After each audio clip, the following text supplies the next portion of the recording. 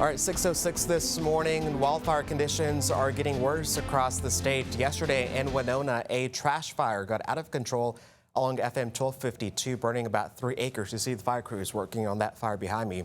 Texas A&M Forest Service says East Texas is already seeing some fire activity, and the dry conditions could mean more fires ahead. The Forest Service says, as we mentioned, the hot and dry conditions are rapidly drying out the grass, and other fuels are making these fires easier and to spread and harder to control.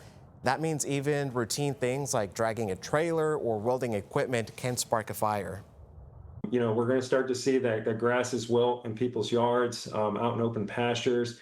And, you know, it could be looking good one day, and then 5 days later, after this continued hot and dry environment, our fuel moistures will continue to decrease and just become more receptive to burning.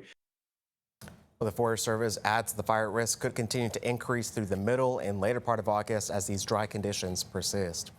And as more wild grass and wildfires burn across East Texas, those on the front lines are toughing it out. Firefighters spending hours in those hot conditions. CBS 19's Renee Estrada spoke to firefighters who battled a grass fire in Smith County. So we have a rehab crew here with us. It's giving us water, making sure that we can hydrate on scene.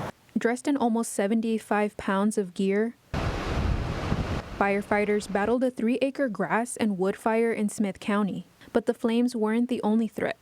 So when the temperatures get up, as we have these fires more frequently, it does take more resources. Thankfully, we have resources from the state that get sent to different areas. The heat taking a toll on crews with all that gear in these 100-degree-plus temperatures. Stay hydrated a lot, so normally I don't push those limits. I make sure I drink a lot of water. Eat pickles, get some potassium, make sure you eat good, and just know your limits. Grayson Delaney, a rookie firefighter, knows the real battle at the front line is the heat. He says the work doesn't stop when he and his fellow firefighters get tired. They say low humidity, dry vegetation, and wind are also part of the battle and can make a fire spread quickly. What we don't want to do is burn out a neighborhood. So you have a neighborhood that interfaces with the wood line. We want to make sure that we protect our public and don't burn out any homes. Several counties, including Rusk, Cherokee, Van Zandt, and Nacogdoches, have put burn bans in effect. However, Smith County currently doesn't have one.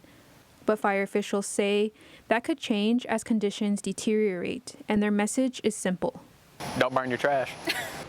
In Winona, Renee Estrada, CBS 19.